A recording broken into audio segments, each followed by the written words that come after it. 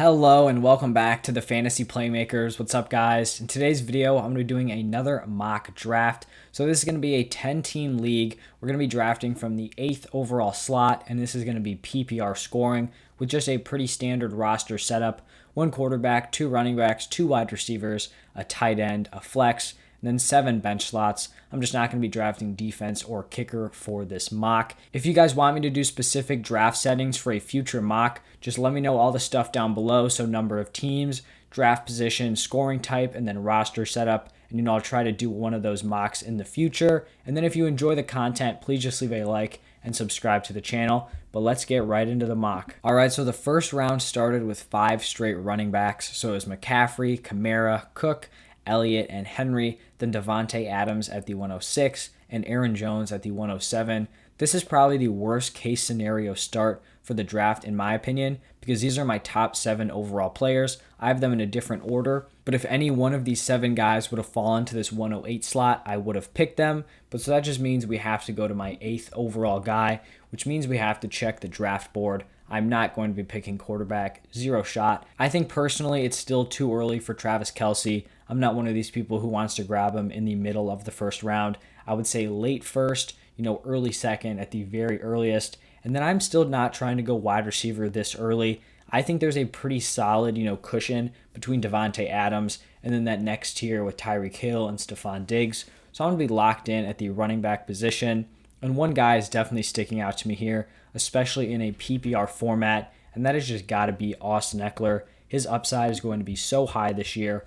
I really like, these big pieces for the Chargers. So Eckler, Herbert, and Keenan Allen. You just know he's very safe because he does have that pass catching upside. But if he's able to get, a decent percentage of those carries and he's able to get some red zone work, he could really light it up this year. So I feel very solid having him as my RB1. So after I picked Eckler, we saw Antonio Gibson go off at the 109 and then Tyreek Hill at the 110. This Jake Fromm from State Farm team actually went back-to-back wide receivers. So they got Hill and Diggs, and then Jonathan Taylor went at the 202. And this actually puts us in a very interesting spot here. Travis Kelce is still on the board, but I don't think I'm going to go with him here. I actually think I'm going to stick with the running back position and snag Saquon here. I think this is the first exposure I've had to him in any drafts. He's a guy that's typically going higher than I think he should, but I do think his ADP has really settled recently. He is a very risky pick. He does have some high upside, but if you just look at his situation, basically everything in his situation is bad. The O-line is bad. The offense is bad. They're not going to be scoring a lot of points, but Saquon is just so talented, and he also has the concern that he's coming off of that ACL injury, but I think you still just got to buy into the talent here, especially at a second round price. I think this is a very reasonable spot to pick him. Still risky, but I do think the upside is 100% there, so he's going to slot in here as my RB2. All right, so after Barkley, we saw D-Hop, Ridley, and Jefferson go off the board back-to-back-to-back, then Najee Harris and Nick Chubb, followed by A-Rob, and then Travis Kelce to end the second round. I think there's a very low chance that he goes that late in really any of these drafts. But then we had Joe Mixon start off the third. We saw Kittle and Waller get picked in the third round. A few wide receivers. And then our first quarterback in Kyler Murray at the 307. I also think it's going to be rare that Patrick Mahomes is not the first quarterback off the board. But I personally have Kyler as my QB2. Very high upside play. So I guess it's not totally absurd to pick Kyler over Mahomes, but I do think it's absurd to pick Kyler here in the third round, especially when you have Clyde Edwards-Helaire still on the board. I do already have 2 running backs, but getting Clyde Edwards-Helaire in like the mid to late third round, even in a 10-team league, I think that value is just too good to pass up. Plus, if you're looking at these wide receivers, Terry, CeeDee Lamb, Robert Woods, Amari Cooper, there are a lot of very solid options here that I'd feel totally confident taking with my next pick, because there's only going to be 4 picks between my round 3 selection and my round 4 pick, and I just do not think Clyde Edwards-Helaire is going to be there. So he's going to slide into my flex slot. And just starting off this draft with 3 workhorse running backs just makes me feel so safe at that position. And so then I can really just go out and attack wide receiver and those other positions. So we actually didn't see any running backs come off the board. It was McLaurin and Mahomes in the third, and then CeeDee Lamb and Chris Godwin in the fourth. But luckily, we still have some players that I'm very interested in here at wide receiver.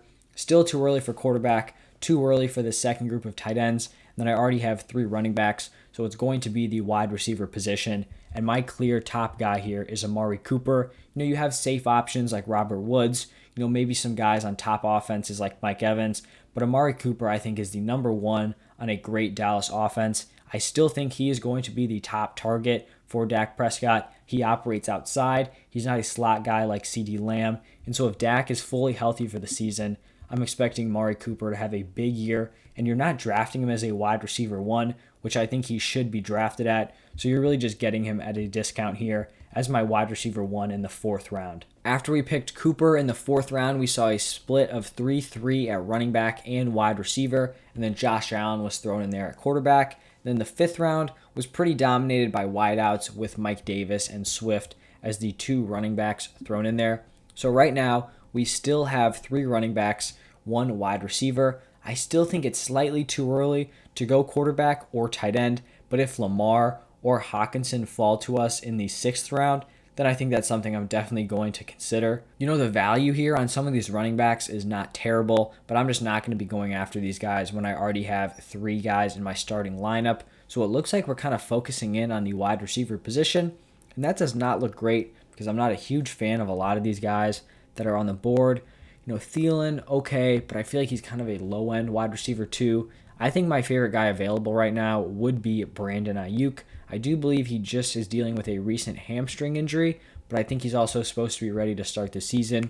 So I do think he's going to be the wide receiver 1 of the 49ers, but he's still going to be competing for touches with Kittle and Debo. But I do think they're going to get him enough volume and use him creatively in this offense. As a wide receiver 2, I don't think that's terrible value there. Wow, okay, so both of the guys that we were looking at for the 6th round pick did not get drafted. So we saw Juju and Sanders go in the 5th, then Josh Jacobs and Kyle Pitts in the 6th. So that means Lamar Jackson and TJ Hawkinson are still on the board. So this is going to be a little bit of a tough call. I think I'm going to be leaning with Lamar Jackson just because he probably has one of the highest ceilings at the quarterback position. I think him and Kyler, have the best potential, honestly, to finish as the QB1, even though Mahomes is safe. I mean, if one of those guys puts together a great season with their rushing ability, I truly do believe their ceiling is just unmatched. So I think I'm going to go with Lamar Jackson here, lock in my QB1, and then, I'm probably not going to have a shot at Mark Andrews in the next round. So then I'm probably just going to have to lock in at Robert Tonyan for a later round tight end pick. With Lamar as my quarterback, that means tight end is the only available spot in my starting lineup. Then I can also start filling out that bench. I'm still in need of like a wide receiver 3, in the near future. So after we picked Lamar Jackson, there was not a running back selected from 604 to 707, which is pretty crazy because there are still some top names on the board. So there was a decent amount of wide receivers, those second-tier tight ends, Hawkinson and Mark Andrews, and then a big run at quarterback, which is why I feel pretty confident with this Lamar Jackson pick because teams went Prescott in the 6th round. I think that's fair, but then Brady, Rodgers, Wilson, Herbert, all in the 7th. There's no way those guys should be going like half a round or even a round after Lamar Jackson. There should be more of a cushion between those players. So that does make me feel good about Lamar. The question with this pick is, I know I'm not going tight end. I know I'm not going quarterback. I do need a wide receiver 3, but I think the value at the running back position may just be too good to pass up. You've got Darrell Henderson, you've got Myles Gaskin, you've got Gus Edwards, Chase Edmonds, even Damian Harris, Kareem Hunt. I think all these guys are great values at this current slot. They would be my RB4, but getting like 4 solid running backs, I can basically just punt the position for the rest of the draft and just lock in on some of these late round wide receiver picks. Just because when I'm looking at the board, Odell is the top ranked guy here. I do not like Odell. We have seen a full season of him in this Browns offense operating as the number 1 with Baker, with Chubb, all these guys in the lineup. And this was honestly before they went super run heavy. But look at this stat line. 16 games, 4 touchdowns, just over 1,000 yards. I just don't think he's going to get the necessary volume. And I just don't think he has the ceiling. Everyone's kind of hanging on to his prime. And yeah, that was great. I just don't think it's there anymore. Plus, he's coming off an ACL injury. It's just a lot of stuff going against him. So for me, the plan here would be get another running back, either Darrell Henderson, Gaskin, or Edwards probably. Those are probably my top 3 options. And then I'm going to look for Antonio Brown in the next round. Even though he is way farther down these Fantasy Pros rankings, I believe I have him as my wide receiver 27, so way higher on him than consensus. But if he's my wide receiver 3, I feel fairly solid with that. So now the question is just which running back am I going to get? If we're looking at ceiling, I think Myles Gaskin is probably that guy because if he can be the workhorse of this Dolphins offense, then I just think his ceiling is way up there. If we're looking at floor, I think it may be Gus Edwards just because it seems like he's sliding into that Dobbins role. He's not going to have a lot of receiving upside, but he's going to get probably like 12 to 14 touches on a very solid offense. And then I think in the middle, you've got Darrell Henderson. I think I'm going to take a shot on some upside because I do not need this guy to be a reliable piece in my starting offense on a week-to-week basis.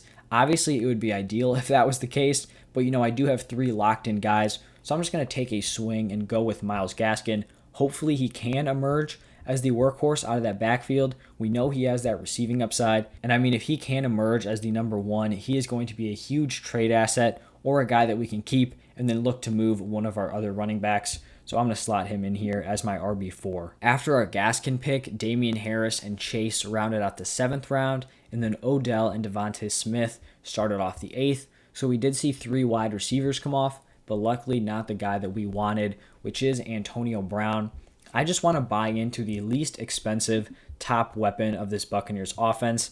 I think AB, he may not finish up there with Evans and Godwin, but I think he is going to be much closer than people think. And if he's even in that range, then this is going to be a steal at his ADP. You're able to get him. What round is this? 1, 2, 3, 4, 5, 6, 7. The 8th round, whereas Evans and Godwin are going in the 3rd and 4th. And I think he could very easily be the most targeted player on this team. I don't think it's out of the realm of possibility. He had the most targets and receptions last year in the 8-game sample size, and that was without him being on the team for training camp the entire offseason, just stepping in after week 8. So he's going to be the guy here as my wide receiver 3. Okay, so to finish out the 8th round, we finally saw these very solid running backs come off the board. So Henderson, Hunt, Edmonds, Edwards, all of those guys came off the board with a mix of wide receivers thrown in there. So it is our 9th round pick. And the question here is, do we go out and snag our starting tight end? So one of the teams that picks after us already has a tight end.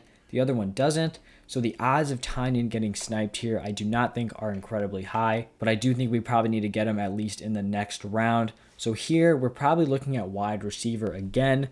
And looking in this range, I'm probably choosing between a few guys, Corey Davis, LaVisca, Michael Thomas. Honestly, this late would not be the worst pick. We just don't know how that injury is going to turn out. I may fade him here just because, my wide receiver depth is not great. I do like Marquez Callaway as well. So this is a tough call here. I kind of want to pull the trigger on Michael Thomas. Even though I don't have a ton of top wide receivers, I feel like I can get through like 6 or 7 weeks of the season with my core of Cooper, Ayuk, AB. I feel like all 3 of those guys are solid weekly starts. And then I can have Michael Thomas slot him into that IR spot. When he comes back, hopefully he comes back. That's the risk here, really.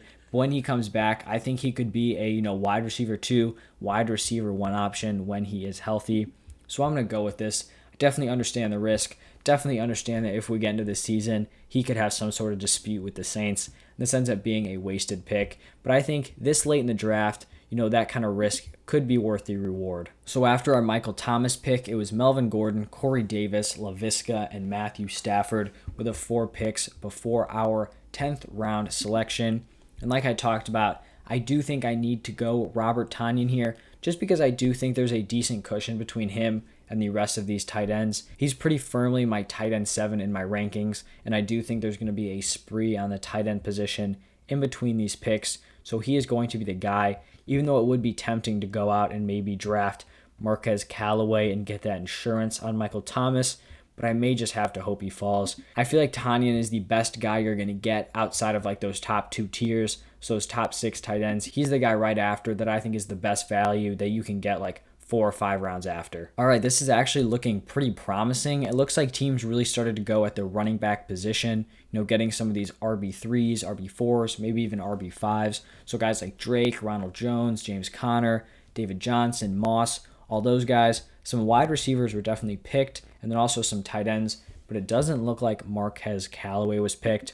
And if he was not, that is going to be my guy 100%. Since I did pick Michael Thomas, this makes it seem like an even better selection, but I would have gone Callaway here whether or not I had Michael Thomas. If you can go out and get a player who's going to be the wide receiver one on a pretty decent offense for like 6+ weeks of the season, you have got to buy into that, especially at the 1108. The value is just too good to pass up. And so I'm going to be snagging Callaway in almost all of my fantasy drafts this year. It looks like after Callaway, it was Tannehill and Fant in the 11th, and then Carter and Pollard in the 9th. So with this pick, right now we're looking at 4 running backs, 5 wide receivers, a quarterback, a tight end.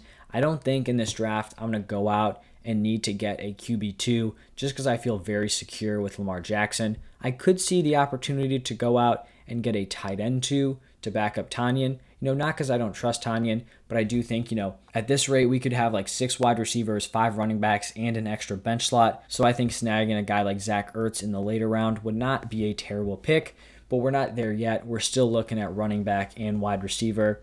Looking at the wide receivers, Jalen Waddle, honestly, not a bad pick here. I don't have a ton of exposure to him, but I really do not have anything against him this year. I think him and Tua are a pretty great fit in that offense. I like Will Fuller more, but I think Waddle definitely fits, Tua's play style much more than Fuller does. Looking at these running backs, I don't really have great running backs for handcuffs. Eckler, Saquon. I don't know if these guys have clear backups. Maybe Devontae Booker for Saquon Barkley, but I definitely think it's too early for that. So I'm just going to punt on this running back position. I already have 4 guys that I feel very solid with, and I'm going to go out and get Jalen Waddle, rookie wide receiver, great athlete. He's a guy that's not going to need a ton of targets to be effective just because he is a big-time playmaker. So, as my wide receiver, 6?